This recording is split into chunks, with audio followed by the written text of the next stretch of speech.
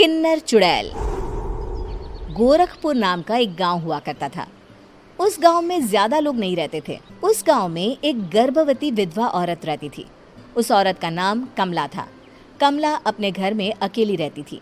उसके पति की सारी जायदाद उसके नाम हो गई थी, पर सभी गांव वाले उस औरत को मनहूस औरत समझा करते थे और सभी उससे नफरत किया करते थे। एक बार कमला राशन की दुकान पर खाने का सामान खरीदने जाती है। भैया जी, जरा 1 किलो दाल चावल देना। अरे हाय हाय हाय हाय हाय हाय! अरे मनहूस औरत, मेरी दुकान में अपशुगन करवाने आ गई क्या? हैं? चल जा यहाँ से। मैं कुछ नहीं देने वाला हूँ तुझे। भाग भाग यहाँ से, चल जा, निकल। भैया जी, ऐसा मत कहिए। मैं गर्भवती हूँ, मुझे खाने की बहुत जरूरत है। मुझे खाना दे दीजिए।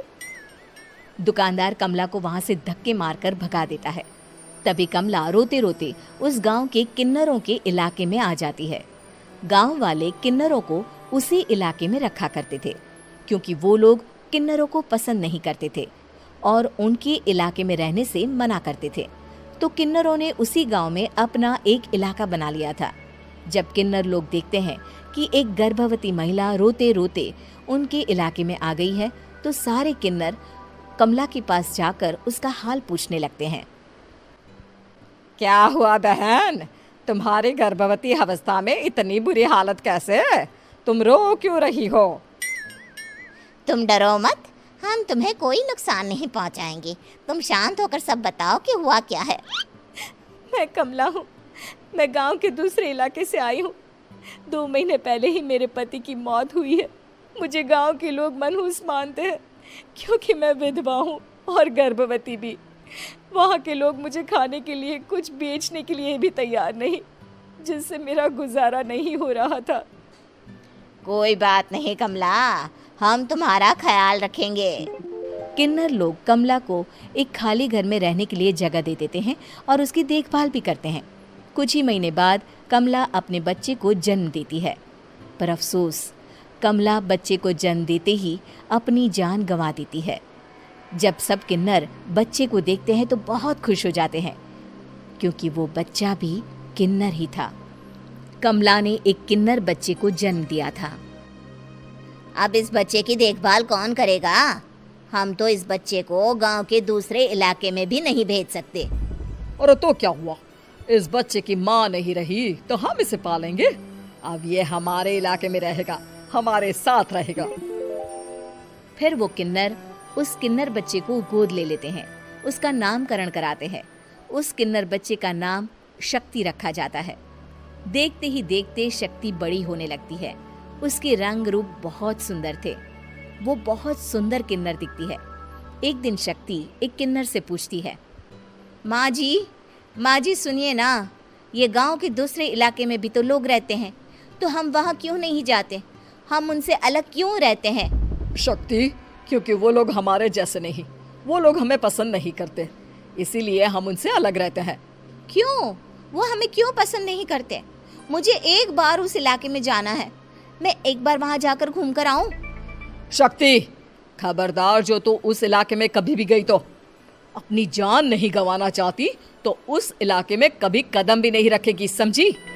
इतना कहकर वो किन्नर वहाँ से चली जाती है। शक्ति उस किन्नर की बात सुनकर बहुत रोती है। माँ जी, ऐसा कैसे कह सकती हैं? उन्होंने इतनी सी बात के लिए मुझे इतना डांटा। अब तो मैं उस इलाके में ज़रूर जाऊंगी। फिर एक दिन शक्ति गांव के दूसरे इलाके में चुपके से जाती है। ये लोग तो हमारे जैसे ही इंसान हैं, तो ये हमसे नफरत क्यों करते हैं? जब शक्ति उस इलाके में पहुंचती है तो गांव के सारे आदमी उसके रूप से मोहित हो जाते हैं। वो लोग ये अंदाज़ा नहीं लगा पाते कि वो किन्नर है। शक्ति की सुंदरता देखकर सारे गांव वाले उसकी तारीफ करने लगते हैं। तभी गांव का चक्कर लगाने गांव के जमींदार का बेटा हर्ष वहां पहुंचता है। हर्ष भी दिखने में बहुत सुंदर होता है। जब हर्ष ने शक्ति को देखा तो वो भी उससे मोहित हो गया, और जब शक्ति की नज़र हर्ष पर पड़ी तो वो हर्ष को देखकर मोहित हो गई। आपको पहले कभी इस गांव में देखा नहीं। इस गांव में आप नए हैं क्या? जी नहीं, वो मैं बस। तभी शक्ति बोलते बोलते रुक जाती है और मन में सोचने लगती है, अगर मैंने इनको बता दिया कि मैं दूसरे इलाके से आई हूँ तो वो समझ जाएंगे कि मैं किन्नर हूँ, इसलिए मुझे इनसे झूठ ही बोलना पड़ेगा। शक्ति हर्ष को कहती है, जी हाँ, मैं इस गांव में नई आई हूँ, यहाँ अकेली रहती हूँ। वैसे आप कौन है? आप भी इसी गांव में रहते हैं? जी हाँ, मैं इस गांव के जमींदार का बेटा हूँ। आपको किसी भी चीज की जरूरत पड़े तो आप मुझे बता देना, मुझे अच्छा लगेगा। ऐसे ही शक्ति और हर्ष एक दूसरे से रोज मिलने लगते। वो दोनों अपने प्यार का इजहार करने एक दूसरे से मिलने जाते हैं। तभी शक्ति का पीछा करते करते एक किन्नर वहां आ जाती है। शक्ति, मैं तुमसे बहुत प्यार करता हूँ। मैं तुमसे शादी करना चाहता हूँ। क्या तुम मुझसे शादी करोगी? हाँ हर्ष, मैं तुमसे शादी करूँगी, पर मैं तुमको अपने बारे में एक सच्चाई बताना चाहती हूँ जो मैंने तुमसे छुपा कर रखी है। तभी उनके बीच में ही वो किन्नर आ जाती है। शक्ति, तेरी हिम्मत कैसे हुई ऐसा करने की? वो किन्नर शक्ति को खींचकर गांव के जमींदार के पास ले जाती है। हर्ष भी वहां शक्ति को बचाने के लिए पहुंच जाता है। जमींदार शक्ति और हर्ष के प्यार के बारे में सुनकर गुस्से में आ जाता है और शक्ति को गांव के बाहर निकालने की सजा देता है। शक्ति ये बात सहन नहीं कर पाती और कुएं में कूदकर अपनी जान दे देती है। जमींदार हर्ष की शादी गांव की एक लड़की से करवा देता है, पर हर्ष इस शादी से खुश नहीं होता। शक्ति अपना बदला लेने के लिए मरने के बाद किन्नर चुड़ैल बन जाती है। अब मैं इन गाँव वालों को नहीं छोड़ूंगी, अब इनसे मैं अपने प्यार का बदला लूंगी। किन्नर चुड़ैल गांव वालों को परेशान करना शुरू कर देती है। एक बार वो रात को गांव के खेतों में पहुंच जाती है और वहां आग लगा देती है। सारी फसल जल के राख हो जाती है। जब एक आदमी रात को उठकर देखता है कि खेत में आग लग गई है तो वो वहां पहुंच जाता है। वो देखता है कि खेतों के बीचों बीच एक किन्नर चुड़ैल खड़ी है और वहां खड़े होकर ताली बजा रही है। गांव वाला किन्नर चुड़ैल को देखकर बेहोश हो जाता है। जब सुबह उस आदमी को होश आता है तो वो सीधा जमींदार के पास जाता है। अरे जमींदार साहब, अरे वो किन्नर चुड़ैल ने मेरी सारी फसल जला दी। अब मैं क्या करूंगा? क्या होगा मेरा? जमींदार चुड़ैल किन्नर का नाम सुनते ही सब कुछ समझ जाता है। अब वो बहुत डर जाता है। उसी रात को जब जमींदार डर के मारे अपने कमरे में सो नहीं पाता, तभी वहां अचानक से किन्नर चुड़ैल आ जाती है। किन्नर चुड़ैल जोर जोर से जमींदार के आगे खड़ी होकर हंसने लगती है और ताली बजाने लगती है। जमींदार उस डरावनी किन्नर चुड़ैल को देखकर बहुत डर जाता है। तूने मेरे साथ बहुत बुरा किया, अब मैं तुझे जान से मार दूंगी। नहीं नहीं नहीं नहीं नहीं, मुझे माफ कर दो, मुझे मत मारो। मैं कभी ऐसा दोबारा नहीं करूंगा। अब तुम जो बोलोगी वही मैं करूंगा। ठीक है, मैं चाहती हूँ कि किन्नर इलाका गांव के इलाके से जुड़े और गांव का कोई भी आदमी किन्नर समाज से द्वेष ना करे, उससे नफरत ना करे, नहीं तो मैं सारे गांव को मार दूंगी। और तुम गांव में एक नया कानून बनाओ कि अगर किसी ने भी किन्नर समाज को हानि पहुंचाने की कोशिश भी करी या इनसे भेदभाव करने की भी कोशिश करी तो उनको कड़ी से कड़ी सजा मिलेगी। हाँ हाँ हाँ हाँ, मैं ऐसा ही करूंगा। तुम जो बोलोगी वो मैं करूंगा, पर मुझे जाने दो प्लीज। तब वो किन्नर चुड़ैल वहां से चली जाती है। गांव का जमींदार किन्नर चुड़ैल का कहा मानते हुए दोनों इलाकों को एक कर देता है और नया कानून भी लागू कर देता है। तब से वहां किन्नर समाज और बाकी गांव वाले शांतिपूर्वक रहने लगते हैं।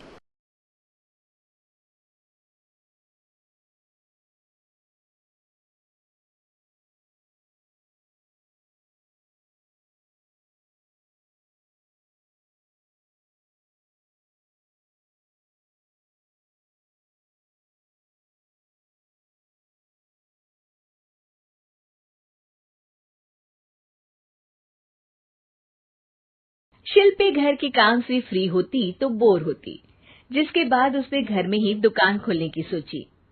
अरे ये इतने सारे कपड़े, अरे बहू क्या करेगी इनका? माँ जी, मैं घर में बोर होती हूँ तो सोचा सामने के कमरे में कपड़ों की दुकान खोल लूं। घर का काम भी हो जाएगा और 4 पैसों की कमाई भी।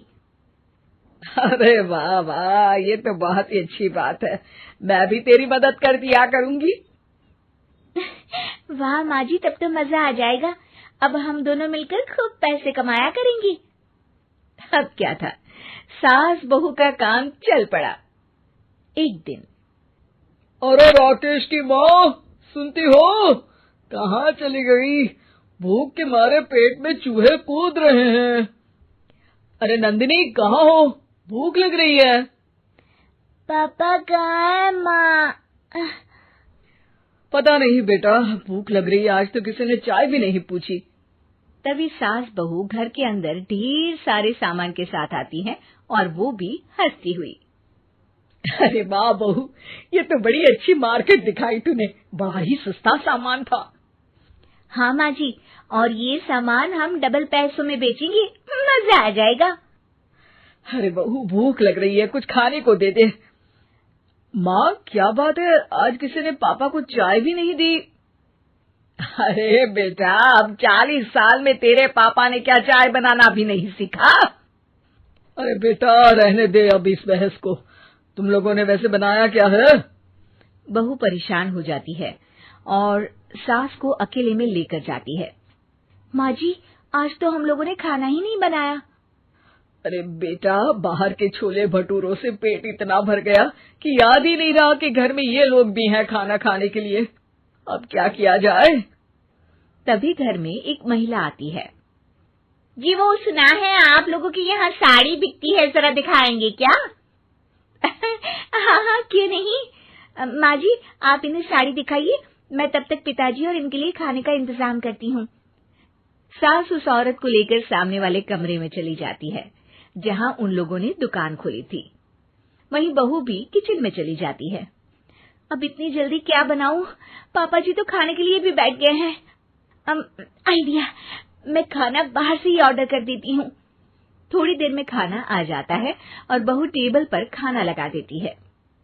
हे भगवान, कितनी कड़वी दाल बनाई है बेटा।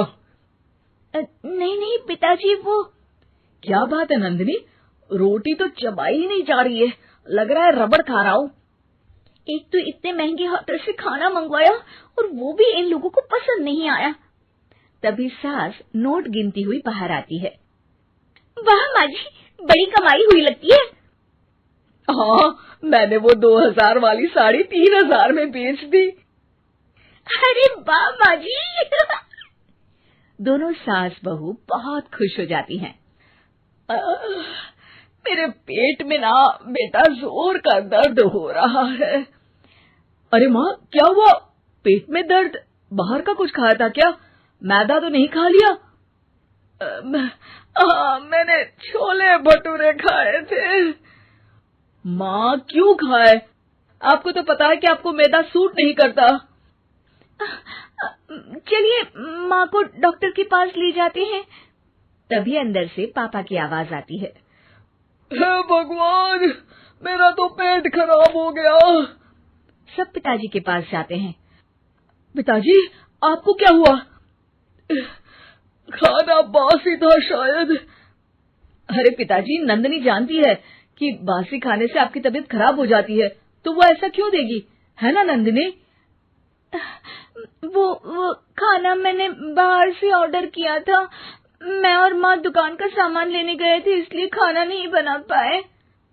क्या नंदिनी, दुकान के चक्कर में तुमने तो सारे घर का हाल बिगाड़ रखा है। चलो अब माँ और पापा को लेकर अस्पताल चलते हैं।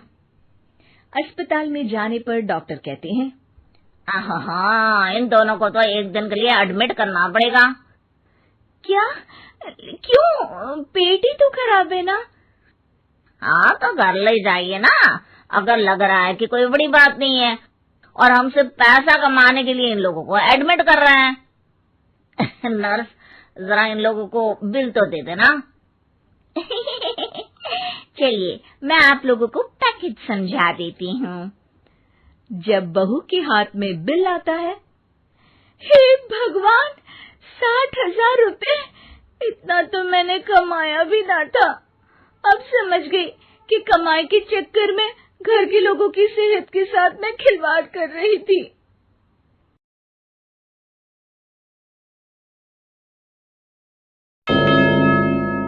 मेरा नाम है हरिया, मैं काम करता हूँ बहुत बढ़िया, खाता हूँ खाना और रोज गाता हूँ गाना।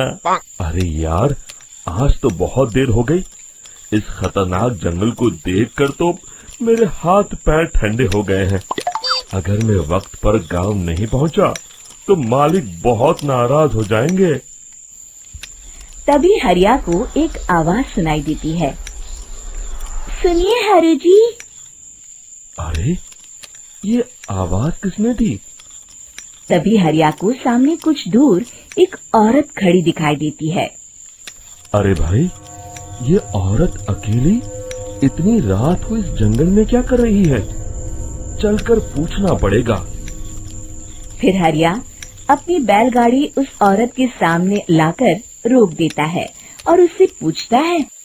अरे सुनिए, आप इतनी रात को इस खतरनाक जंगल में अकेली क्या कर रही हैं? तभी वो औरत मीठी आवाज में कहती है, अरे हरु जी, आप आ गए। मैं कब से आपका इंतजार कर रही थी। वैसे तो यहाँ से काफी लोग गुजर चुके हैं, लेकिन मैं खास आपका इंतजार कर रही थी। अच्छा, तुम सच कह रही हो? मुझे तो यकीन नहीं हो रहा है। वो क्या है ना, आज तक किसी ने मुझसे इतने प्यार से बात नहीं की। हाँ हाँ हरु जी, मैं सच कह रही हूँ। अब देर मत करिए और जल्दी से मुझे मेरे घर तक छोड़ दीजिए। हाँ हाँ, कौन सी बड़ी बात है, अभी छोड़ देता हूँ। आप मेरे पीछे बैलगाड़ी में बैठ जाइए और मुझे रास्ता बताते चलिए। फिर वो औरत हरिया की बैलगाड़ी में बैठ जाती है और हरिया बैलगाड़ी हाँकता हुआ आगे चल पड़ता है। फिर उस औरत के बताए हुए रास्ते पर चलते चलते हरिया बैलगाड़ी लेकर एक काली गुफा के आगे आकर रुक जाता है। हरिया उस औरत से पूछता है, देवी जी, आपका घर कहाँ है? यहाँ तो एक गुफा के अलावा और कुछ नहीं है। तभी अचानक वो औरत हवा में उड़ने लगती है। देखते ही देखते उसका सुंदर रूप एक डरावनी चुड़ैल में बदल जाता है और वो जोर जोर से हंसती है। अरे तू तो एक नंबर का बेवकूफ निकला। तू तो बड़ी आसानी से मेरी बातों में आ गया। अरे मर गया रे, ये तो एक चुड़ैल है। हे भगवान बचा ले, ये तो बड़ी डरावनी दिखाई दे रही है। और फिर अगले ही पल हरिया की बैलगाड़ी में रखा सारा सामान हवा में उड़ता हुआ उस काली गुफा के अंदर चला जाता है और वो चुड़ैल भी उस गुफा के अंदर जाकर कहीं गायब हो जाती है। हरिया ये नजारा देख बुरी तरह घबरा और परेशान हो जाता है। अरे, ये चुड़ैल तो मेरा सारा सामान लेकर गुफा में गायब हो गई। अब क्या होगा? अगर मैं गांव खाली हाथ गया तो मालिक मेरी अच्छी खबर लेंगे। मेरी इस बात का कोई यकीन भी नहीं करेगा। फिर आखिर वही हुआ। हरिया के मालिक चंपक सेठ को हरिया की किसी भी बात पर रत्ती भर भी यकीन नहीं हुआ। चंपक सेठ को लगा हरिया झूठ बोल रहा है और उसने ही लालच में आकर सारा सामान हड़प कर लिया है। फिर हरिया को बेईमान समझकर चंपक सेठ उसे काम से निकाल देता है। अगले दिन अपनी दुकान में परेशान बैठा चंपक सेठ गुस्से में बड़बड़ाता है। अरे, दुकान में तो सामान बिल्कुल भी नहीं है। अब मुझे ही शहर जाकर सामान लाना होगा। फिर वो अपनी बैलगाड़ी लेकर शहर चला जाता है। शहर से सामान लेकर जब चंपक सेठ वापस गांव लौट रहा होता है, तभी उसे एक आवाज सुनाई देती है। चंपक जी, ओ चंपक जी। अरे, ये तो कोई मेरा नाम लेकर मुझे पुकार रहा है। फिर उस रास्ते में वही औरत खड़ी दिखाई देती है। फिर क्या था, हरिया की तरह चंपक सेठ भी उस औरत के पास अपनी बैलगाड़ी लेकर जाता है और वो भी उसकी चिकनी चुपड़ी बातों के मोह जाल में फंस जाता है। फिर चुड़ैल उसे भी अपनी गुफा तक ले जाती है और उसका सारा सामान लेकर गुफा में गायब हो जाती है। बेचारा चंपक सेठ लाचार होकर खाली हाथ गांव लौट आता है। फिर ये उस जंगल में रोज की बात हो जाती है। जो कोई भी शहर से कुछ लेकर गांव की तरफ लौटता, वो चुड़ैल उसे बेवकूफ बनाकर उसका सारा सामान लेकर गुफा में गायब हो जाती। एक दिन हरिया एक लकड़हारे को उसी जंगल की तरफ जाते हुए देखता है। फिर हरिया उसे रोकते हुए कहता है, अरे भाई, क्यों अपनी मौत को दावत दे रहे हो? मेरी बात मानो, आगे जंगल में मत जाओ, वहाँ एक बड़ी भयानक चुड़ैल रहती है। लकड़हारा हरिया की बातों को नजरअंदाज करते हुए कहता है, अरे भाई, मुझे पहले ही बहुत देर हो चुकी है, मुझे जाने दो भाई। शाम तक लकड़ियाँ काट कर शहर के बाजार में बेचना है। तुम अपनी ये कहानी किसी फुर्सत में बैठे इंसान को सुनाओ, मैं तो चला। इतना कहकर लकड़हारा वहाँ से आगे जंगल की तरफ चला जाता है। फिर अगले दिन गांव के मुखिया के घर के बाहर बहुत सारे लोग जमा हो जाते हैं। तभी हाथ में कुल्हाड़ी लिए खड़ा लकड़हारा कहता है, अरे मुखिया जी, अब आप ही हमें बचाइए उस जंगल वाली चुड़ैल से। हमारा सारा काम तो शहर से ही होता है। अरे मुखिया जी, उस चुड़ैल की वजह से तो मैं पूरी तरह बर्बाद हो गया हूँ। हम सबको मिलकर उस चुड़ैल का कोई इलाज करना पड़ेगा। तभी भीड़ में खड़ा वीरा कहता है, आप लोग चिंता मत करिए, कल से वो चुड़ैल किसी को नहीं लूट पाएगी। मेरे पास एक बहुत अच्छी तरकीब है। तभी चंपक सेठ उसका मजाक उड़ाते हुए कहता है, अरे तेरा नाम वीरा है तो क्या हुआ? तूने अभी उस चुड़ैल को देखा नहीं है? जाकर अपना काम कर, बड़ा आया। तब मुखिया जी कहते हैं, नहीं नहीं चंपक सेठ, मुझे लगता है हमें इस लड़के को एक मौका देना चाहिए। फिर सभी गांव वाले मुखिया जी की बातों से सहमत हो जाते हैं और वीरा शाम को एक बैलगाड़ी में कुछ सामान लादकर उस जंगल की ओर चल देता है। वीरा, ओ वीरा, कहाँ जा रहा है? तभी वीरा मुड़ के देखता है, वही चुड़ैल एक औरत के रूप में खड़ी है। अरे बहन जी, मैं आपको ही ढूंढ रहा था। देखिए, मैं आपके लिए क्या लाया हूँ। अरे वाह, तो खुद मेरे लिए इतना सामान लाया है। तू ही अकेला गांव में समझदार है। जरा देखो, मैं भी खोल के, बड़े भूख लगी है। जैसे ही चुड़ैल उस सामान पर से कपड़ा हटाती है, एक भगवान शिव की तेज रोशनी उसके अंदर मूर्ति से निकलती है और चुड़ैल अपने असली रूप में आकर जलने लगती है। अरे मैं जल रही हूँ, बचाओ! बचाओ! ओम नमः शिवाय! मर गई मैं! देखते ही देखते वो चुड़ैल राख के साथ उड़ जाती है और सभी गांव वाले भी वहां आ जाते हैं। शिक्षा बुराई पे सदा अच्छाई की ही जीत होती है।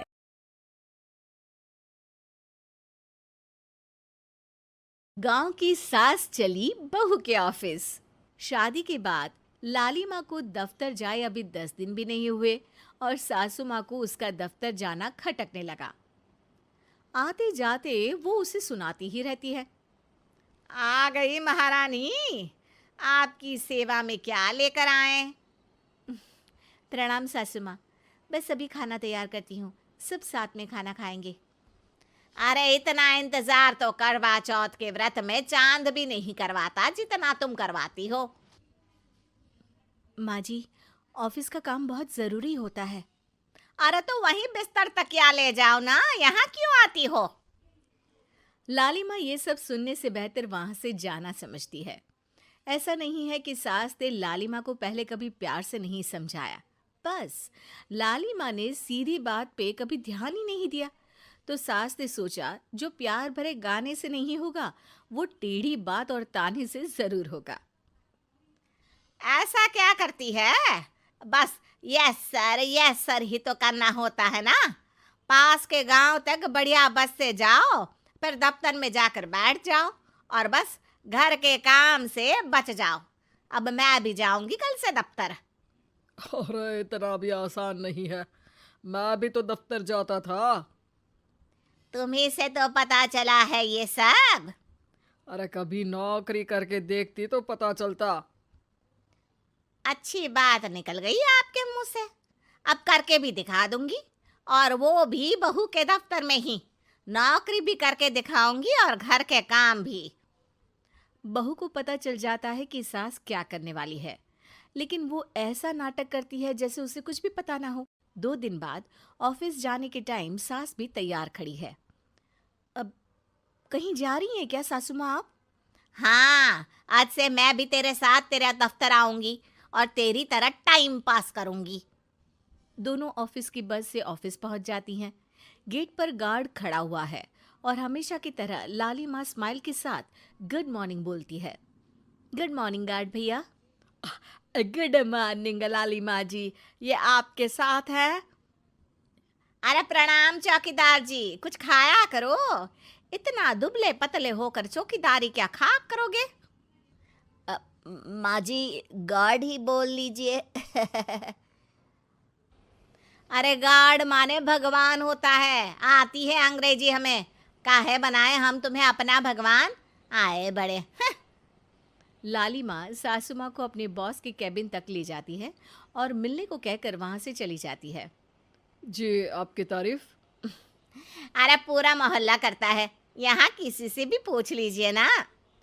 अब मेरा मतलब है, आपको लोग कैसे जानते हैं? लाली माँ की सासू माँ। मेरा मतलब था कि आपका नाम क्या है? सिमरन देवी। अरे वाह, बहुत मॉडर्न नाम है। ऑफिस का नाम है, घर का नाम तो है मालती बाई। अच्छा अच्छा। लालिमा, इनकी जगह दिखा दो। हैं? ये मुझे अपनी जगह दिखाएगी? ये बहू है मेरी, इसकी ये हिम्मत। अरे मेरा मतलब है कि ये आपको बता दे कि आपको कहाँ बैठना है। चलो मैं ही आपको बता देता हूँ। लालिमा, तुम अपना काम करो। अरे कोई काम नहीं करती ये, घर पे भी नहीं करती, यहाँ क्या खाक करेगी? लाली माँ बॉस का लिहाज रखते हुए कुछ नहीं बोलती। बॉस खुद ही सासू माँ को एक डेस्क तक लेकर जाते हैं। देखिए, आपको यहाँ बैठना है। अरे ये घूमने वाली कुर्सी पर? नहीं नहीं, मैं नहीं बैठूंगी, चक्कर आ जाएंगी।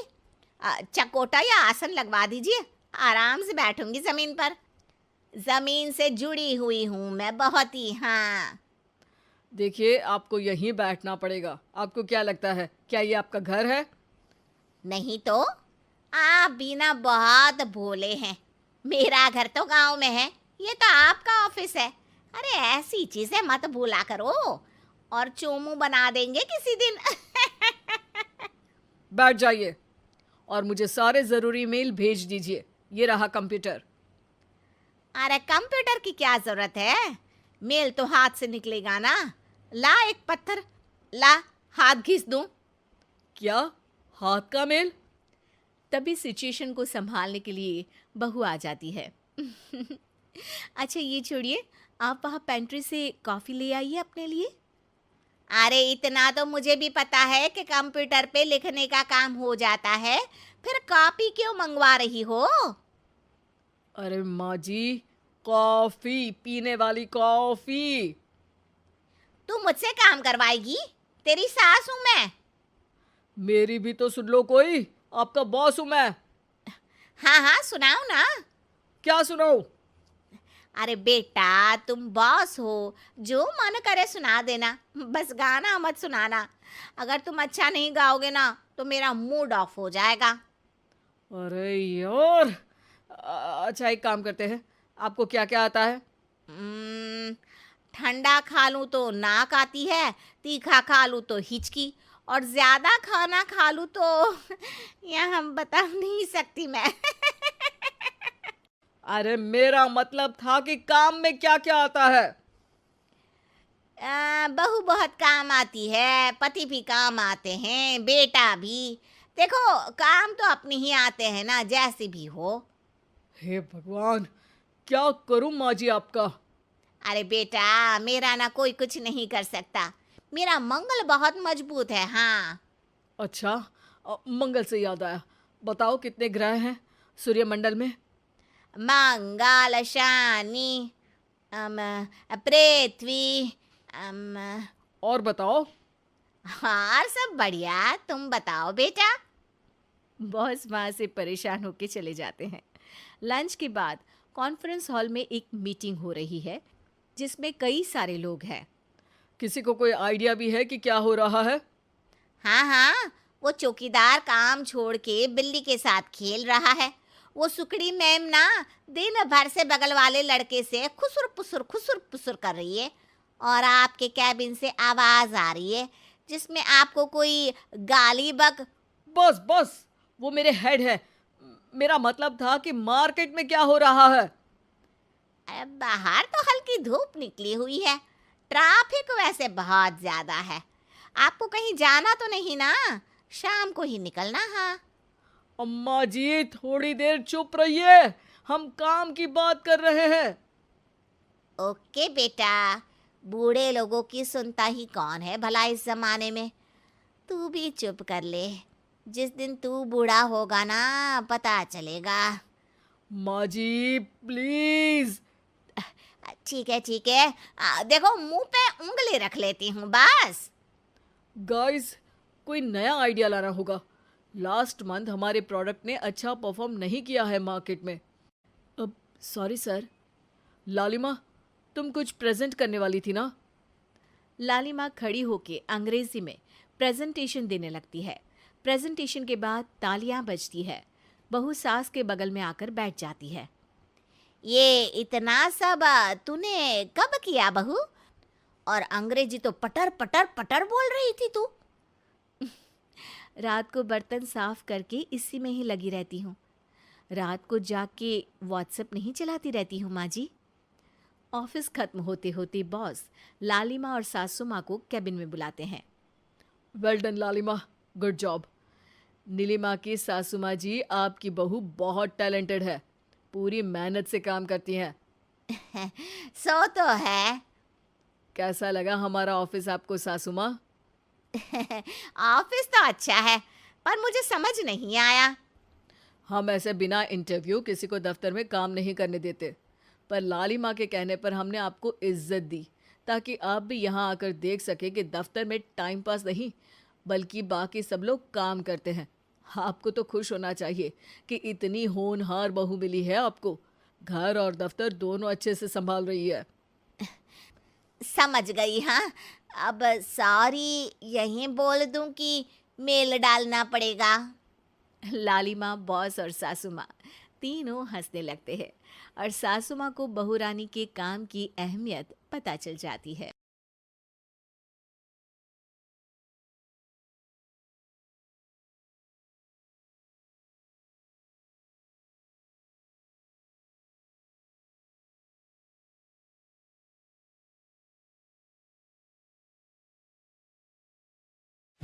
बहू प्रिया को आदत थी हर काम में शॉर्टकट ढूंढने की, क्योंकि उसे हर काम में आलस आता था। अरे यार, दूध गर्म कर दो ना। अरे पेट में जाके तो दूध ठंडा ही हो जाना है ना, तो ठंडा ही पी लो ना। अरे तुम मेरा सर गर्म मत करो यार। अच्छा है, सर गर्म हो जाए तो सर पे दूध रख लेना, वो भी गर्म हो जाएगा। एक बात बताओ, तुम इतनी आलसी क्यों हो? अरे बोलो ना, इतनी आलसी क्यों हो? प्रिया जवाब दो। जवाब देने में आलस आ रहा है। पति वहां से उठ के बड़बड़ाते हुए खुद दूध गर्म करने चला जाता है और प्रिया अपनी आंखें बंद करके सोफे पर लेट जाती है। प्रिया की इस आदत का घर वाले सबको पता तो था ही, अब तो बाहर वाले भी उसको आलसी बोलने लगे थे। अरे बहू सुन ना, एक गुड न्यूज है। क्या माँ जी, आप सब कुछ मेरे नाम करने वाली हैं क्या? अरे बस तेरा दिमाग पैसों में ही लगा रहता है। माँ जी, आपको तो पता है कि मैं गांधी जी की कितनी बड़ी फैन हूँ, और गांधी जी तो नोट पे ही मिलते हैं ना, इसलिए पैसों के अलावा कहीं दिमाग ही नहीं रहता। वैसे गुड न्यूज़ क्या है? अरे गुड न्यूज़ ये है कि मेरी कुछ सहेलियां आने वाली है? ये भी कोई गुड न्यूज़ है क्या? जब भी आपकी सहेलियां आती हैं, मेरे किसी ना किसी काम में खोट निकाल की जाती हैं। हमेशा कोई कमी दिखी जाती है उनको मेरे काम में, और मुझे आलसी बोलते हैं वो लोग। अरे तो ऐसा समझ कि आज तेरे पास मौका है उनकी नजरों में अच्छा इम्प्रेशन जमाने का। कैसे कैसे? उनके लिए खाने की इतनी स्वादिष्ट चीजें बना कि वे उंगलियां चाटती रह जाए। माँ जी, ये तो आप मुझे नया काम पकड़ा रही हो। अरे मेरी सहेलियों से तारीफ पानी है कि नहीं? हाँ, पानी तो है। तो बस जाओ, बन जाओ बावर्ची, लगाओ तड़का, कल शाम को आएंगी वो। अगले दिन सास सुबह से घर के बाहर अपनी सहेलियों के पास चली जाती है और शाम को सब प्रिया के हाथ का खाना खाने घर आते हैं। आज देखते हैं कि प्रिया बनाती क्या है। हाँ, पिछली बार हमने बोला कुछ हल्का खाएंगे तो पापड़ फ्राई करके ला दिए थे बस। हाँ, और उसके पहले जब आए थे और बोला था कि भारी खाना खाना है तो तरबूज काट कर ले आई थी। बोल रही थी तरबूज भारी होता है ना। अरे बस भी करो, इतनी बुरी नहीं है मेरी बहू। तभी बहू वहाँ खाना लेकर आती है। पनीर कोफ्ता, भिंडी मसाला, शाही मसाला, दाल, डबल तड़का, लच्छा पराठा, मिस्सी रोटी। अरे बस बस बहू, इतना सारा खाना। अरे अभी तो और भी है, फ्राइड राइस भी है अभी तो आपके लिए। और हाँ, अरे सूप लाना तो भूल ही गई मैं। अरे लगता है पिछली बार की कमी आज पूरी कर ही देगी बहू।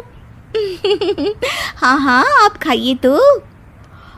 हाँ, खाएंगे तो सही, इतना खाना बना तो दिया है, अब देखना भी तो पड़ेगा ना कि बना कैसा है।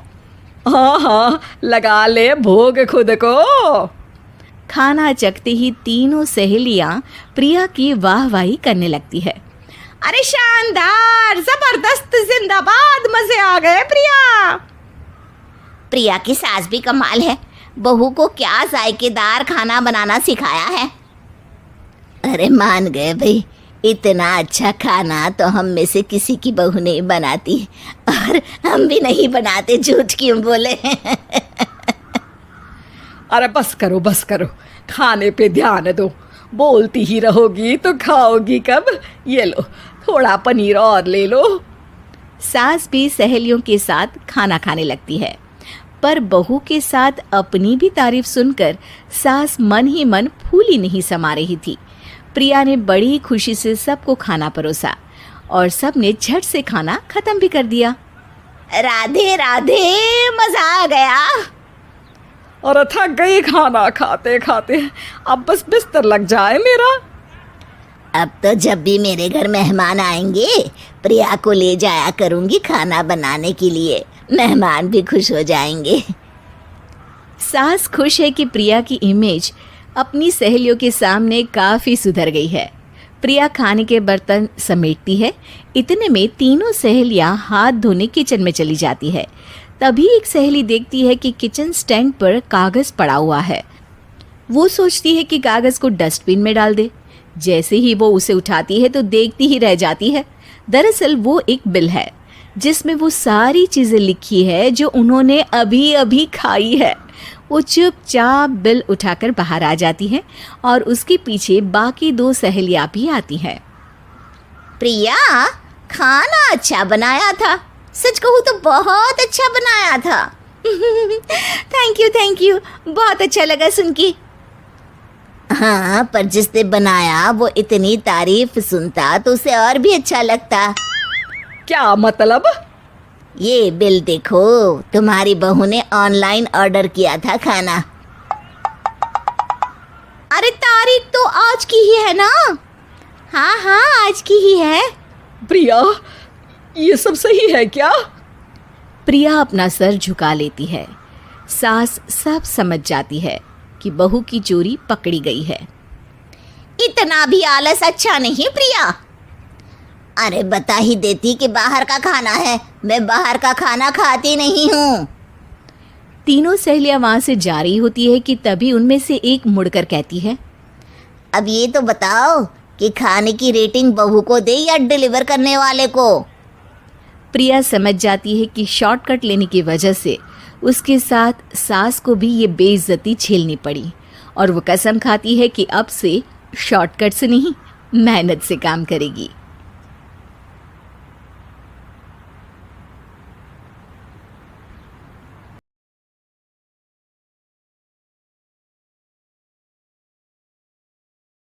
सृष्टि बचपन से ही दिखने में सुंदर नहीं थी, लेकिन अमीर बाप की बेटी सृष्टि पर उसकी मां जान छिड़कती। मेरी बेटी कितनी प्यारी है, भगवान सबको सृष्टि जैसी बेटी दे। सृष्टि धीरे धीरे बड़ी होती है। एक दिन सृष्टि की सहेली कहती है, तू दिखने में कितनी अजीब सी है, लेकिन मैं जानती हूँ हम सब में सबसे अच्छी शादी तो तेरी ही होगी। तेरे पापा अमीर जो हैं। और बता नहीं सकते यार, दहेज तो हर कोई देता है, ये क्या ज्यादा ले जाएगी अपने पति के लिए? अरे बड़े शहर में कोठी है इसके पापा की। अरे पापा की है ना, कौन सी इसकी है? इसकी होती तब तो कोई भी लड़का इससे शादी कर लेता। अरे पापा की मतलब पापा की है तो मेरी ही है ना? किसने कहा? अब तेरी तो तब होगी ना जब तेरा भाई ना हो। वैसे भी शादी के बाद सारी प्रॉपर्टी भाई के नाम होती है। सृष्टि समझ जाती है कि उसे किसी भी हालत में माँ बाप की सारी प्रॉपर्टी को अपने नाम करना है, लेकिन कैसे? एक दिन सृष्टि का भाई शीनू कहता है, बहन क्या कर रही है? तुझसे एक बात करनी है। अरे हाँ हाँ करना, मैं तो तेरी बहन हूँ। बहन मेरी लाइफ में ना एक लड़की है, बहुत अच्छी है। मैं सोच रहा हूँ माँ और पापा से बात करूँ शादी के लिए। सृष्टि को समझ में आ जाता है कि भाई की शादी होते ही भाभी उसे एक दिन भी घर में बर्दाश्त नहीं करेगी। क्या बात है भाई, बताना कौन है वो? यार वो बहुत अच्छी लड़की है, पढ़ी लिखी है, मेरे साथ जॉब भी करती है। बस एक प्रॉब्लम है। प्रॉब्लम? क्या प्रॉब्लम है भाई? यार वो शादीशुदा है, लेकिन उसके पति ने उसे सिर्फ इसलिए छोड़ दिया क्योंकि उसके माँ बाप दहेज नहीं दे पाए। सृष्टि ये सुनकर न जाने क्यों खुश हो जाती है। अरे भाई तो क्या हुआ, लड़की तुझे तो पसंद है ना? शीनू को लगता है कि बहन उसे समझ रही है। वो इस बात से अनजान होता है कि उसकी बहन की मंशा पूरा घर हड़पने की है। सृष्टि अपनी माँ से कहती है, मम्मी मुझे तो बहुत चिंता है, पता है शीनू क्या कर रहा है? अरे क्या कर रहा है, वो तो काम पर जाता है और वापस घर आता है। नहीं ना माँ, वो यही तो नहीं कर रहा, बाकी सब कर रहा है। आपको पता है उससे प्यार है, और वो भी एक शादीशुदा लड़की से। ये क्या हो गया, मैं सोसाइटी में क्या मुंह दिखाऊंगी? अरे तेरे पापा तो यही कहेंगे कि मैंने ही उसे बिगाड़ दिया है। माँ देखो, मेरी बात मानो, पापा पर भी विश्वास करने की जरूरत नहीं है। अब आप ही बताओ, पापा इतनी देर घर के बाहर रहते हैं क्यों, बोलो? अरे बेटा वो तो नौकरी करते हैं ना। तू बहुत भोली है माँ, पापा का ऑफिस तो 7 बजे खत्म हो जाता है, लेकिन देखो कितनी देर से आते हैं। अरे नहीं नहीं बेटा, ऐसी कोई बात नहीं है। सृष्टि माँ को एक औरत से बात करते पिता की फोटो दिखाती है। देखो माँ कैसे हैं पापा, मैं ना कहती थी कि पापा सही नहीं है। मैं तेरे पापा से बात करूंगी, दे फोटो मुझे। ओ माँ, वो तो डिलीट हो गई।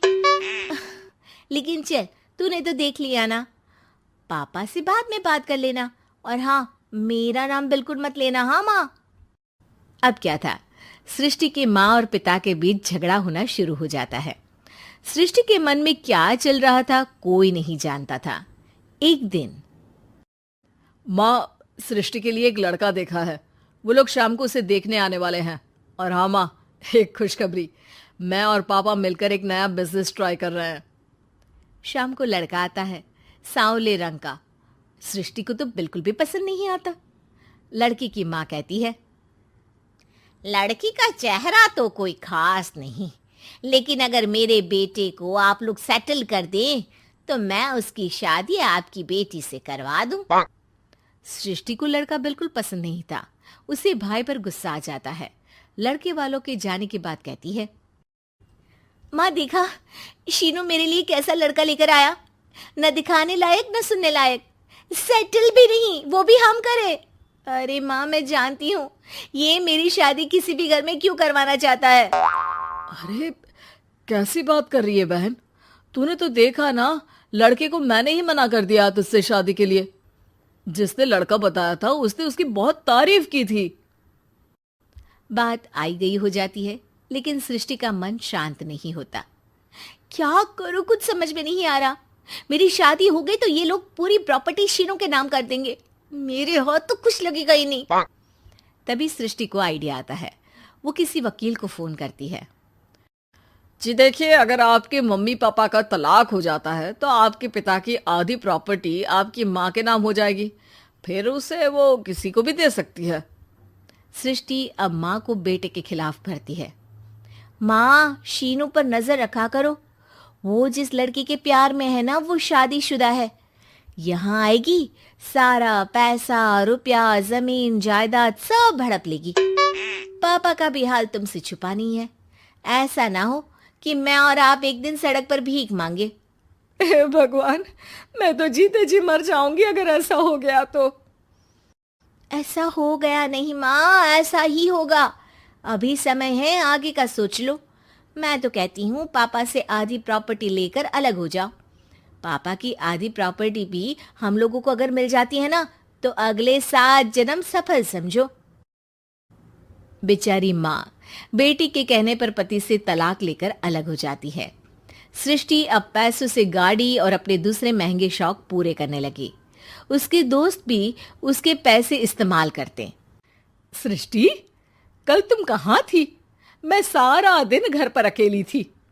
तो मैं क्या करूं? मैंने ठेका तो नहीं लिया है ना तुम्हें संभालने का। माँ को सृष्टि से ये उम्मीद नहीं थी। वो बैठकर रोने लगती है। वहीं उसका पति यानी कि सृष्टि के पिता आ जाते हैं। मैं जानता था कि तुम्हारा यही हाल होगा, तो आपने मुझे रोका क्यों नहीं? मैं रोकता तो तुम रुकती क्या? सृष्टि के कहने पर तुमने मुझ पर अपने बेटे पर शक किया, लेकिन तुम ये भूल गई कि कैसे हम दोनों ने मिलकर जीवन में इतना सब खड़ा किया। माँ पति के गले लग जाती है। मुझे माफ कर दीजिए, मैंने आपकी कमाई का एक बड़ा हिस्सा गवा दिया। कोई बात नहीं, तुम साथ हो तो मैं ऐसी 7 प्रॉपर्टी खड़ी कर दूंगा। तभी वहां सृष्टि आ जाती है रोते हुए। माँ, मयंक ने मुझे छोड़ दिया। वो बोल रहा था जब तक मेरे पास पैसे थे तब तक ही वो मेरे साथ था। पापा, माँ, मुझे माफ कर दीजिए।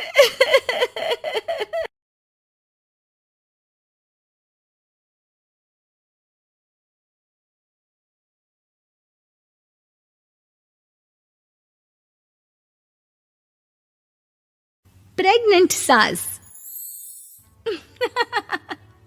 जमाना कितना भी बदल जाए, इतना भी नहीं कि बहू घर आए और सास गर्भवती दिख जाए। देखो मीरा, माँ का पूरा ख्याल रखना है, उनसे अब काम नहीं होता है। क्यों, क्या हो गया है? तुम्हारी माँ तो हट्टी कट्टी दिख रही है, पूरी शादी में घोड़ी की तरह नाची है। अब क्यों काम नहीं होता उनसे? वो माँ प्रेग्नेंट है ना, बच्चा होने वाला है। मैं कभी भी भाई बन जाऊंगा इस साल के अंत तक। क्या बोल रहे हो? वो सर पर हाथ रखकर बैठ जाती है। यार, पहले क्यों नहीं बताया? कैसा मजाक है ये? झूठ बोल रहे हो ना? हाँ, झूठ बोल रहे हो ना? तभी ससुर की आवाज आती है। बहू, पानी गरम कर दे, तेरी सास को दवाई देनी है। समय पर दवाई ना दी तो परेशानी हो जाएगी। और हाँ, जरा काजू पीस कर दूध में मिलाकर ले आना। तेरी सास खुद से तो अपनी संभाल करेगी नहीं। हे भगवान, ये मैं क्या सुन रही हूँ? ये ससुर जी को क्या हो गया है? मैं क्या सोच कर आई थी? हाय रे, मैं तो किसी को मुंह भी नहीं दिखा पाऊंगी। अब ये रोना धोना बाद में करना, पहले गर्म पानी कर दो, माँ को दवाई देनी होगी। और हाँ, रात को माँ के पैरों में तेल लगा देना। बहू को गुस्सा आ जाता है। वो बड़बड़ करती किचन में जाती है जहाँ उसका ससुर खड़ा होता है। एक बड़ी जिम्मेदारी है हम सबके सर ऊपर। इस उम्र में माँ बनना खतरे से खाली नहीं होता। हाँ हाँ पता है, तो क्यों बन गई माँ? अरे खतरे से कम नहीं है तो क्या जरूरत थी लल्ला पैदा करने की? कैसी बात कर रही हो बहू? क्या तुम खुश नहीं कि घर में एक नया मेहमान आएगा, छोटे छोटे पैरों से पूरे घर में घूमेगा? पिताजी, ये हाथ जोड़े आपके, आप यहाँ से जाओ। ये शायरी बाद में बताना, अभी मैं पानी गरम करके थर्मस में दे देती हूँ। सारा दिन पिलाते रहो गरम पानी। और हाँ, ये बच्ची की बात बार बार मुझसे कोई नहीं करेगा। बहू का पारा अब चढ़ा ही रहता था। वो काम तो सारा करती, लेकिन किलस किलस कर। मीरा सारे काम से फुर्सत पाकर बैठी होती है कि माँ का फोन आ जाता है। बेटा, बहुत बड़ी जिम्मेदारी है तेरे सर पर, अच्छे से निभाना। ससुराल में हर किसी को खुश रखना वैसे तो मुश्किल है, लेकिन भगवान ही हिम्मत देता है बहू को हर कुछ सहकर सबको खुश रखने की। क्या बड़बड़ किए जा रही हो माँ? जानती भी हो कि यहाँ क्या चल रहा है? मेरी सास। अरे तेरी सास तो देवी है देवी। कितने खुश हो रहे थे सारे तेरी सूरत देख देख कर। पता नहीं जैसे बहू नहीं कोई मन मांगी मुराद मिल गई हो उन लोगों को। अरे बात तो पूरी सुनो। मन मांगी बुरा तो पूरी हुई है। अरे मेरी सास को बच्चा होने वाला है, प्रेग्नेंट है वो। क्या बकवास कर रही है मीरा? ये बात किसी को कहना मत। मुझे तो बता दिया, लेकिन अब अपनी जबान सिल ले। कहाँ है तेरी सास? बात तो करा मेरी। पूछू जरा, पोता पोती खिलाने की उम्र में खुद का बच्चा खिलाने का शौक कहाँ से आ गया? और आया भी तो बताना तो चाहिए था। अब क्या नाक कटाने के लिए हम लोगों से रिश्ता जोड़ा है? रुक, तेरे पापा से बात करती हूँ। मीरा फोन रखकर लेट जाती है। वो एक सपना देखती है कि उसकी गोद में एक बच्चा खेल रहा है। भाभी की गोद में कितना खुश दिख रहा है ना। लग ही नहीं रहा कि भाभी है। मैं तेरे लिए क्या लाया हूँ, सोने की बालियाँ। तेरी शादी में तो मैं बुढ़ा हो जाऊंगा ना। अरे कैसी बात कर रहा है बेटा, इसकी जिम्मेदारी तो तू ही लेगा। हम लोगों का तो कोई भरोसा नहीं, कब ऊपर वाला उठा ले। बहू को सास को देख देख कर गुस्सा आ रहा था। तभी वहाँ पड़ोसन आ जाती है। अरे बहू, तुझसे तो पूछने से भी डर लगता है कि कब खुशखबरी सुना रही है। अब तो अपनी 1 महीने की ननद की ही जिम्मेदारी संभाल ले, बहुत है। अपने जेवर भी रख देना और पैसे भी जमा करना शुरू कर दे। वो बात आगे बढ़ाती उससे पहले ही बहू जोर से चिल्लाकर उठ जाती है। नहीं नहीं नहीं नहीं, मैं अपने जेवर किसी को नहीं दूंगी।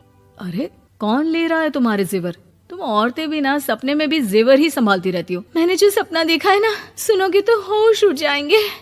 अच्छा, तुम अपना सपना बाद में बताना, पहले मेरा सुनो। कल मैंने इतना अच्छा सपना देखा कि अगर वो पूरा हो जाता है ना तो मैं तुम्हारे लिए रानी हार बनवा दूंगा। बहू अब सारे गम भूलकर पति का सपना सुनने में लग जाती है। अरे क्या सपना था बताइए ना।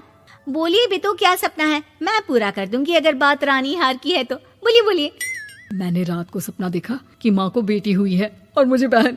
सच्ची, इस घर में बेटी हो जाए तो मैं तो झूम ही उठूं। मीरा का मुंह बन जाता है। वो चुप हो जाती है और सपने की बात याद करती है कि बेटी हुई तो उसे ही अपने गहने उसे देने होंगे। फिर तो रानी हार की जरूरत पड़ेगी ही। भाई लड़की बड़ी होगी, उसकी शादी होगी तो जेवर तो चढ़ाने ही होंगे ना। कहाँ से आएंगे वो? कितने समझदार हो तुम मीरा। मैंने भी यही सोचकर तुम्हारे लिए रानी हार लेने का सोचा था। अरे फूटी किस्मत मेरी जो ऐसा परिवार मिला। मेरे पापा की तो मैं अभी क्लास लगाती हूँ, जो सब जानते हुए भी ऐसे परिवार में मेरी शादी कर दी। बहू पिता को फोन लगाने ही वाली होती है कि ससुर की फिर से आवाज आती है। बहू, गरम पानी ले आ जल्दी, थर्मस में खत्म हो गया है।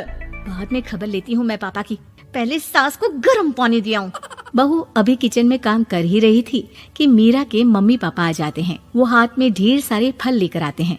मीरा के पिता मीरा के ससुर से कहते हैं, लीजिए भाई साहब, ये फल रखिए, बहन जी को खिला दीजिएगा। वैसे कैसी है उनकी तबीयत? बस पता तो है आपको, ऐसे वक्त में जो होता है बस वही सब। मुझे तो सुनकर बहुत गुस्सा आया था, लेकिन चलिए, भाग्य में जो है लिखा उसे कौन टाल सकता है। डॉक्टर को दिखाए? हाँ, बस डॉक्टर आने ही वाला है। अच्छा हुआ आप लोग भी आ गए। उतने में एक सुंदर सी लेडी डॉक्टर आती है। पेशेंट कौन है आप? अरे नहीं जी, मैं तो बहू हूँ इस घर की। मैं तो अभी सोच भी नहीं सकती पोता या पोती के बारे में। अभी तो मेरी सास ही। अरे चुप हो जाना, देख तो ले, डॉक्टर है ये, किसी के भी सामने गुस्सा फोड़ देती है। डॉक्टर कमरे में जाती है और थोड़ी देर बाद बाहर आ जाती है। पीछे से सास भी निकल आती है। हे भगवान, इतना दुख तो किसी को भी ना दे जितना मुझे दिया है। देखिए बहन जी, आप लोगों को तो ये सोचना भी नहीं चाहिए था। वही तो मैं भी कह रही थी कि आप लोगों के लिए तो सोचना भी गुनाह है, लेकिन अब पछताए होत क्या जब चिड़िया चुग गई खेत। डॉक्टर वहाँ से चली जाती है। मैं माँ नहीं बन सकती, मैं प्रेग्नेंट भी नहीं हूँ। ये कैसे? तुम तो बोल रही थी कि अरे वो गैस का दर्द था और पेट भी गैस से फूल रहा था। डॉक्टर ने चूर्ण दे दिया है, गर्म पानी से फांकना है। मैं अभी लाती हूँ गर्म पानी। अरे मैं तो गीजर ही लगा देती हूँ। हाय रे, खुशी के मारे पागल ना हो जाओ।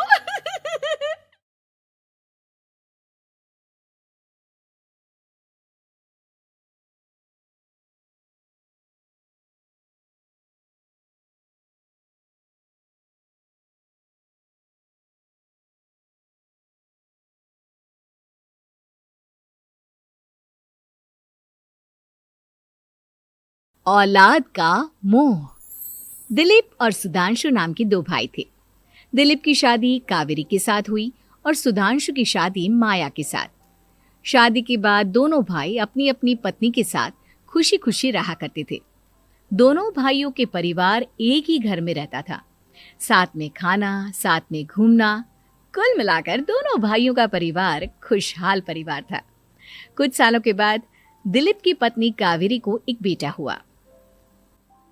भैया, आज मैं बहुत खुश हूँ, चाचा बन गया हूँ मैं। हाँ भाई साहब, इस बच्चे के घर में आने से तो रौनक आ गई है। मैं सबको बताऊंगी कि मैं तो चाची बन गई हूँ, चाची। तुम दोनों कितने अच्छे हो। हमारे बच्चे के आने से ऐसे खुश हो रहे हो जैसे ये बच्चा तुम्हारा ही हो। बस भैया, अब आपका बेटा इस दुनिया में आ गया ना, हम भी कोशिश करेंगे कि हमारा भी बच्चा जल्दी से इस दुनिया में आ जाए। और फिर आपका और हमारा बच्चा दोनों मिलकर दिन भर घर के आंगन में खेला करेंगे। कितना मजा आएगा ना। सच कहती हो माया, मैं भी उसी दिन का इंतजार कर रही हूँ जब तुम्हारी भी गोद भर जाएगी और मेरे बेटे को एक छोटा भाई या बहन मिल जाएगी। 1 साल बीत जाता है। दिलीप और कावेरी का बेटा अब 1 साल का हो चुका था, लेकिन सुधांशु और माया की कोई औलाद नहीं होती। माया, लगता है कि हमारी जिंदगी में बच्चे का सुख ही नहीं है। ऐसा क्यों कहते हैं? दिलीप भाई साहब का बेटा भी तो हमारा ही बेटा है ना। तुम्हारी बात बिल्कुल ठीक है माया, लेकिन फिर भी हमारा खुद का एक बच्चा होता तो कितना अच्छा होता। हाँ, कावेरी भाभी भी हमेशा कहती हैं उन्हें अपने बेटे के लिए एक छोटा भाई या बहन चाहिए।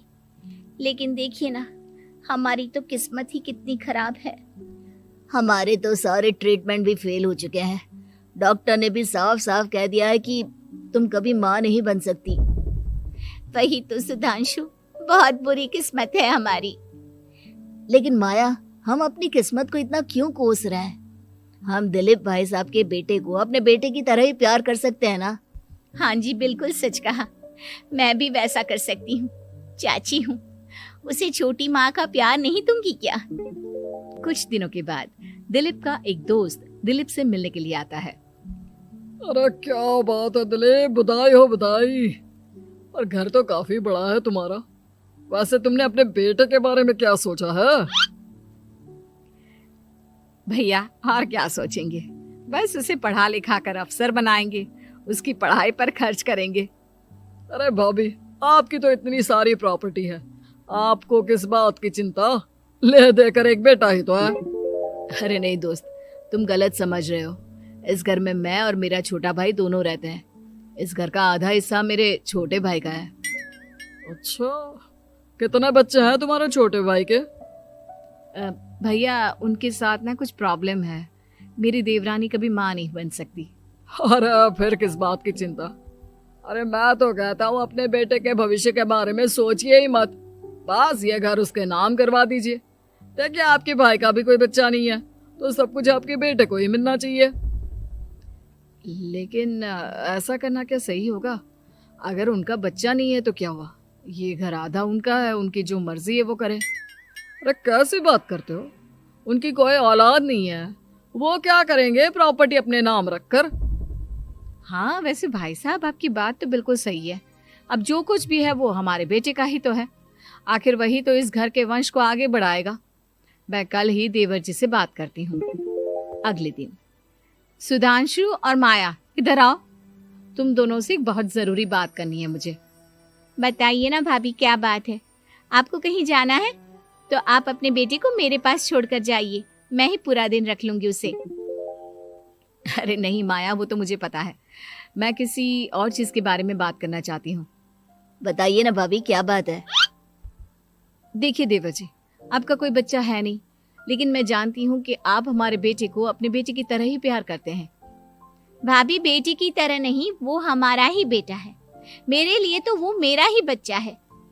वही तो फिर क्यों ना ये सारी प्रॉपर्टी हम मेरे बेटे के नाम करवा दे, क्योंकि तुम्हारा हो या मेरा, हम सबका एक ही तो है बेटा। लेकिन भाभी, अभी तो वो सिर्फ 1 साल का है, अभी से प्रॉपर्टी उसके नाम करवाने का क्या मतलब है? देखिए देवर जी, जो काम जितना जल्दी हो जाए ना उतना अच्छा। आने वाले वक्त का क्या भरोसा। भाभी, भरोसा क्यों नहीं, हम तो हमेशा आपके बेटे को माँ बाप की तरह ही प्यार करेंगे। हाँ, लेकिन फिर भी मैं चाहती हूँ कि ये सारी प्रॉपर्टी मेरे बेटे के नाम हो जाए। अब मुझे नहीं लगता तुम दोनों को इसमें कोई भी परेशानी होगी, है ना?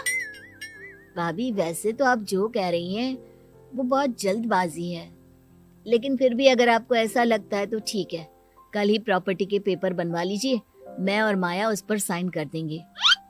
इस तरह से अगले दिन प्रॉपर्टी के पेपर बनवाकर सारी प्रॉपर्टी दिलीप और कावेरी के बेटे के नाम पर करवा दी जाती है। कुछ दिनों के बाद, सुधांशु, सुबह सुबह ये कौन लोग आ गए हैं तुम्हारे घर पर? भैया, वो ऊपर वाला कमरा खाली पड़ा था ना, सोच रहा था किराएदार रख देता हूँ। लेकिन किराएदार रखने से पहले आपने हमसे पूछा भी नहीं। भाभी, इसमें आपसे पूछने वाली क्या बात थी? हमें एक ही कमरे की जरूरत थी, इसलिए सोचा दूसरा कमरा किराए पर दे देते हैं, कुछ इनकम हो जाएगी। अरे माया, ये सारी प्रॉपर्टी अब मेरे बेटे के नाम पर है, और यहाँ पर जो कुछ भी होगा उसके लिए तुम्हें मेरी या दिलीप की परमिशन तो लेनी पड़ेगी ना। हाँ सुधांशु, तुम्हारी भाभी ठीक ही तो कह रही है। अब देखो, तुमने खुद अपने हाथों से ये प्रॉपर्टी हमारे बेटे के नाम की है, वह अभी बहुत छोटा है, तो इस घर से रिलेटेड सारे फैसले तुम्हें हमसे पूछ कर लेने चाहिए। भाभी, हमें तो लगा था कि आप हम लोगों से बहुत प्यार करती हैं, लेकिन आप तो हमारे साथ भेदभाव करने लगी। अरे, इसमें भेदभाव करने वाली क्या बात है? और मैंने कौन सा तुमसे कुछ गलत मांग लिया? अरे ले देकर मेरा बेटा इकलौता इस पूरे वंश का वारिस है, सब कुछ उसके नाम है। तुम्हें इस बात से जलन क्यों हो रही है? भाभी, माया को जलन नहीं हो रही, वो तो बस ऐसे ही कह रही थी। सब जानती हूँ मैं, इसकी खुद की तो कोई औलाद पैदा नहीं हुई, बस इसीलिए जब देखो तब मेरे बेटे पर बुरी नजर डालती रहती है। देखो माया, कावेरी तुमसे बड़ी है, वो जैसा कहती है वैसा करो, और वैसे भी इस घर पर अब तुम लोगों का कोई अधिकार नहीं है, वो तो हम लोगों की भलाई समझो जो तुम्हें अभी तक यहाँ रहने दिया है। भैया, आप इतने कैसे बदल गए? इस प्रॉपर्टी ने आपके दिल से हमारे लिए प्यार पूरी तरह खत्म कर दिया है क्या? इसी तरह वक्त बीतता जाता है और देखते देखते दिलीप और कावेरी का बेटा प्रणव 25 साल का हो जाता है और उसकी नौकरी लग जाती है। पापा, आज मेरा अपॉइंटमेंट लेटर आ गया है, मैंने सिंगापुर में जॉब ज्वाइन कर ली है। लेकिन प्रणव, विदेश में नौकरी करने जाने से पहले तुम्हें कम से कम अपने मम्मी पापा से एक बार पूछना चाहिए था ना। इसमें पूछने वाली क्या बात है माँ, मैं सिंगापुर जाकर जॉब करना चाहता हूँ तो करना चाहता हूँ। देखो प्रणव, हमने तुम्हारे लिए इतनी सारी प्रॉपर्टी यहाँ पर रखी हुई है, उन सब का क्या होगा? यहाँ रहो, बिजनेस करो। सॉरी पापा, मैं यहाँ रहकर कोई बिजनेस नहीं करने वाला, और ये जितनी भी प्रॉपर्टी आपने मेरे लिए संभाल कर रखी है ना, ऐसे ही किसी को दान में दे दीजिए, क्योंकि मैं सिंगापुर से वापस इंडिया आकर कभी नहीं रहने वाला। दिमाग खराब हो गया है तेरा, जानता नहीं, तेरी वजह से हमने तेरे चाचा चाची से लड़ाई करके पूरा घर तेरे नाम करवा दिया था। हाँ, तो ऐसा करने से पहले आपको सोचना चाहिए था ना। और मम्मा, मैं तो वैसे भी उस वक्त 1 साल का था, मेरा इस मैटर से कोई लेना देना नहीं है। कैसी बात कर रहा है ये लड़का? अरे तेरी वजह से अपने छोटे भाई से दुश्मनी लेकर बैठा हूं मैं। मैंने तो उसे घर से भी निकाल दिया। जानता नहीं तू, बाजू वाले घर में एक छोटा सा कमरा किराए पर लेकर रहते हैं तेरे चाचा चाची, और ये सब मैंने तेरे लिए किया। देखिए पापा, आपने जो कुछ भी किया अपने लिए किया। मैंने आपसे कब कहा था कि मुझे ये प्रॉपर्टी और घर चाहिए? और वैसे भी अपने भाई के साथ इस तरह का बिहेव करके आपने कोई अच्छा काम तो किया नहीं। तू सही कह रहा है बेटा, हमने तेरे चक्कर में अपने छोटे भाई जैसे देवर और बहन जैसी देवरानी को इस घर से निकाल दिया। बहुत बड़ी गलती हो गई मुझसे। ठीक है मॉम, तो अब आप अपनी गलती सुधारो, लेकिन मुझे तो फॉरेन जाना है, मैं वहीं जाऊंगा। अब आगे क्या करना है ये आपका डिसीजन है। और प्रणव सिंगापुर जॉब करने के लिए चला जाता है। कुछ दिनों के बाद जब दिलीप और कावेरी को अपनी गलती का एहसास होता है तो वो सुधांशु के घर पहुंचती है। सुधांशु, माया, हमें माफ कर दो, हमसे बहुत बड़ी गलती हो गई। क्या हुआ भाभी? आज इतने सालों के बाद आप हम गरीब लोगों के घर क्या करने आई हैं? भाभी, हमने तो खुशी खुशी अपने भतीजे को सब कुछ दे दिया, अब हमारे पास कुछ भी नहीं बचा है। भाई, मुझसे बहुत बड़ी गलती हो गई। जो तेरे जैसे भाई को मैंने प्रॉपर्टी के चक्कर में घर से निकाला और जिसके लिए मैंने ये सब कुछ किया, वो खुद ही विदेश चला गया। भैया भाभी, जिस बेटे के लिए आपने हम लोगों को इतनी तकलीफ दी, आपस के प्यार को बिगाड़ा, जब वही आपसे दूर चला गया तो आपको इस बात का एहसास हुआ। लेकिन माफ कीजिए, अब हम आपके साथ रहने के लिए उस घर में नहीं आ सकते। नहीं नहीं माया, ऐसा मत कहो, मुझसे बहुत बड़ी गलती हो गई। प्लीज वापस चलो, मैं वो घर फिर से तुम्हारे नाम कर देती हूँ। भाभी, मैं उस घर का क्या करूँगी? किसके लिए? मेरा कोई बच्चा नहीं। मैं तो बस जिंदगी भर आप लोगों के साथ प्यार से रहना चाहती थी। प्रणव को अपने बेटे की तरह प्यार करना चाहती थी, लेकिन आपने मुझसे वो अधिकार छीन लिया। भाभी और भैया, एक सवाल पूछना चाहता हूँ आप लोगों से। जो बच्चा कुछ ही दिन पहले दुनिया में आया हो, जिस बच्चे के भविष्य का आपको पता ही ना हो, उसके लिए अपने पुराने रिश्तों को तोड़ देना, अपने सगे रिश्तेदारों से दुश्मनी मोल लेना, उनके साथ झगड़ा करना, उनकी बेइज्जती करना, क्या ये सही है? कम से कम हमें सही वक्त का इंतजार तो करना चाहिए ना। सिर्फ प्रॉपर्टी के लिए अपने सगे भाई को घर से निकाल दिया, वो भी अपने 1 साल के बेटे के लिए। क्या ये वाकई में सही था? जवाब दीजिए मेरी बात का।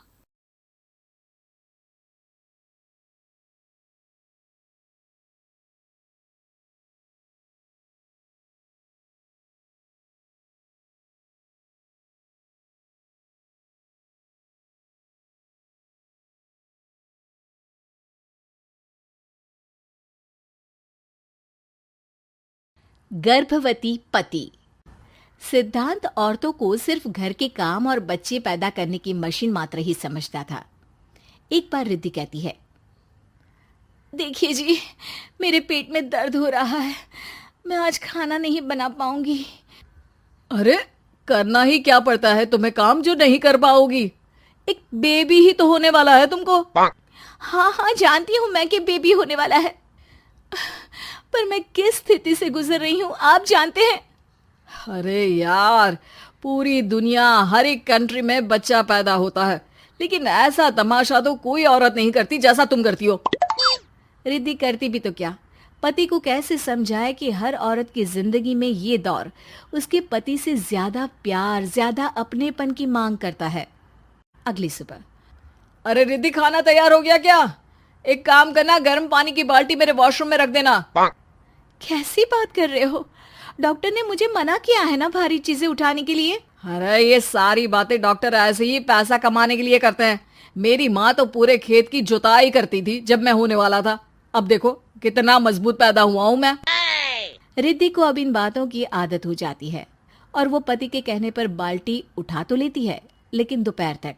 माँ, मेरे पेट में दर्द हो रहा है। बेटा, कोई भारी चीज तो नहीं उठाई थी ना? हाँ माँ, मैंने गर्म पानी की बाल्टी उठाई थी। माँ को रिद्धि की इस बात पर गुस्सा आ जाता है और वो उसको बहुत सुनाती है। अरे बेटा, इतनी अकल तो जानवर को भी होती है। कि गर्भावस्था के बीच क्या करना चाहिए और क्या नहीं। लेकिन रिद्धि कहती भी तो क्या। शाम को जब सिद्धांत घर आता है तो वो उसे लेकर डॉक्टर के पास जाता है। आज की रात आप लोगों को यहीं अस्पताल में रुकना पड़ेगा, सुबह तक ही अब हम लोग कंडीशन ठीक कर पाएंगे। बस फिर क्या था, रात के अस्पताल में सिद्धांत सो तो जाता है लेकिन पूरी तरह नहीं, सपने में। अरे डॉक्टर साहब, आपने मुझे अस्पताल में क्यों रोका आज? तुम प्रेग्नेंट हो और तुम्हें बच्चा होने वाला है, लेकिन आज तुम्हारे पेट में दर्द है ना, इसलिए। सिद्धांत को सोते सोते ही फील होता है कि उसके अंदर कोई अंश है जो जी रहा है। अरे ये पेट में गुदगुदी क्यों लग रही है? तभी वहां रिद्धि आ जाती है। अरे यार, क्या सारा दिन ही करते रहते हो? ऑफिस जाओ, काम करो। अरे यार, मैं बस में सफर नहीं कर सकता। झटके लगते हैं तो डर लगता है कि कहीं बच्चा। बच्चा? क्या बच्चा? अरे जब मैं मेरी माँ के पेट में थी ना, तब वो ऊंची ऊंची पहाड़ी में पानी भरकर ले जाती थी। देखो कितनी स्ट्रांग हूँ मैं आज। पति को रिद्धि की बात पर गुस्सा आता है और वो सीधा अपने पिता को फोन करता है। देखिए ना पिताजी, एक तो पेट में बच्चा, ऊपर से बीवी कोई कहर ही नहीं करती, ना ही ख्याल रखती है, ऊपर से ज्यादा काम बता देती है। अरे बेटा, इन महिलाओं को बच्चा पैदा करना पड़े ना, तब पता चले कि कैसे खुद के अंदर एक जीव को पालना मुश्किल होता है। अगर अपने बाप से फुर्सत मिल गई हो तो ऊपर छत पर मेरे कपड़े सूख रहे हैं, ले आइए। सिद्धांत सीढ़ियां चढ़कर छत पर जाता है और हाँफने लगता है। हे भगवान, लग रहा है कि बच्चा अभी हो जाएगा। रिद्धि, ओ रिद्धि! क्या हो गया? छत पर अमेरिका का प्लेन देख लिया क्या, जो एक्साइटेड होकर चिल्ला रहे हो? रिद्धि, मुझे दर्द हो रहा है पेट में, मुझे सीढ़ियां चढ़ने को मत बोला करो। अरे यार, नाटक शुरू इनका। जब देखो तब बहाना। बच्चा ही तो होने वाला है, कौन सा संसद से देश का बजट पेश करने वाले हो जो इतना घबरा रहे हो? अरे यार, कौन समझाए तुमको, मुझे घर जाना है। अब नीचे भी आ जाओ या ऊपर से कूदकर घर चले जाओगे? सुनो, आज शाम को जल्दी से आ जाना, मुझे ना गोलगप्पे खाने का मन है। एक तो पता नहीं तुमने जॉब क्यों छोड़ दी। अरे दुनिया जॉब भी करती है, घर का काम भी करती है और बच्चे भी पैदा करती है, लेकिन तुम खैर, अब तो पूरे घर की जिम्मेदारी मेरे सर पर है, तो कैसे जल्दी आऊं? अरे यार, कैसे जॉब करता, सारा दिन तो नींद आती रहती है, मछली लगती है और उल्टी। छी छी छी, फालतू की बात मत करो। अरे खुद को पेट में 10 किलो का पत्थर बांध कर काम करना पड़े ना, तब पता चलेगा। अरे यार, तुम तो ज्यादा ही इमोशनल हो जाते हो। दुनिया भर में सबके बच्चे पैदा होते हैं, लेकिन नखरे तो तुम ऐसे कर रहे हो जैसे दुनिया के एकमात्र इंसान हो जो बच्चा पैदा कर रहा है। सिद्धांत को वो सारे पेन, वो सारी परेशानियां होती है जो एक गर्भवती महिला महसूस करती है। एक दिन पड़ोस का आदमी, अरे भगवान का शुक्र मनाओ कि बच्चा नॉर्मल हो गया। साइंस के अनुसार एक बच्चे को पैदा करने का दर्द उतना ही होता है जितना हड्डी के टूटने का। हे भगवान, मैं ये दर्द कैसे सहूंगा, मुझे तो छोटी सी चोट से भी डर लगता है। तभी वहां रिद्धि आ जाती है। अरे कैसी बात कर रहे हो? तभी तो कह रही हूँ, खूब शारीरिक काम करो, तभी तो जाकर बच्चा पैदा करने में आसानी होगी। और इसीलिए तो कहती रहती हूँ कि मेरे नहाने के पानी की बाल्टी को वॉशरूम में रख दिया करो। सिद्धांत बेचारा करता भी तो क्या, जब बीवी समझने को राजी ही नहीं। सिद्धांत पानी की बाल्टी उठाकर जैसे ही वॉशरूम में रखता है, उसके पेट में दर्द होने लगता है। हे भगवान, मर गया रे, मेरे पेट में दर्द हो रहा है। भगवान, मेरा बच्चा तो ठीक है ना? सिद्धांत रोने लगता है कि तभी वहां नर्स आ जाती है। ए, रो क्यों रहे हो? तुम्हारा बच्चा ठीक है? भला कोई आदमी प्रेगनेंसी में अपनी बीवी से बाल्टी उठवाता है क्या? सिद्धांत की नींद खुलती है तो पता चलता है कि वो तो सपना ही था। वो भागकर रिद्धि के कमरे में जाता है। रिद्धि, रिद्धि, मुझे माफ कर दे। पति होने के नाते मेरा कर्तव्य था कि मैं तुम्हारा और अपने बच्चे का ख्याल रखूं। घर चलो, अब मैं आज से तुम्हारा पूरा ध्यान रखूंगा। मैं समझ चुका हूं कि बच्चा पैदा करना बच्चों का खेल नहीं,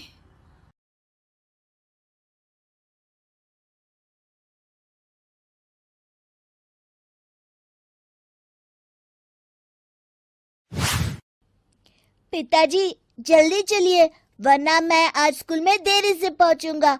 मेरी टीचर बहुत गुस्सा करती है। हाँ हाँ बेटा, अभी चलते हैं, बस 2 मिनट रुको।